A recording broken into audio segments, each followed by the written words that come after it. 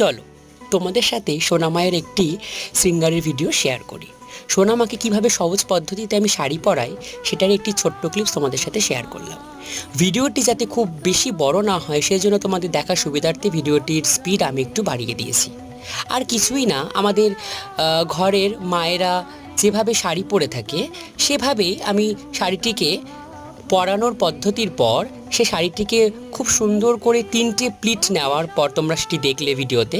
এরপর আমি শাড়িটির আঁচলটি খুব সুন্দর করে নেব, কারণ শাড়ির আঁচলটি যদি খুব সুন্দর করে প্লিটভাবে না হয় তাহলে শাড়িটি কি পরানোর কোনো মানেই হয় না। সেজন্য শাড়িটির আঁচলটা আমি খুব সুন্দর করে সরু সরু করে প্লিট করে নিই। যেহেতু মায়ের বিগ্রহটি খুব আকারে ক্ষুদ্র, সেই জন্য আমি আঁচলটি খুব সুন্দর করে নেওয়ার পর দেখো তো সোনামাকে কত সুন্দর লাগছে। এরপর সোনামাকে আমি নানা রকমের যে গোল্ড প্লেটের যে গয়নাগুলো আছে সেগুলো পরিয়ে সুন্দর করে সাজিয়ে তুললাম।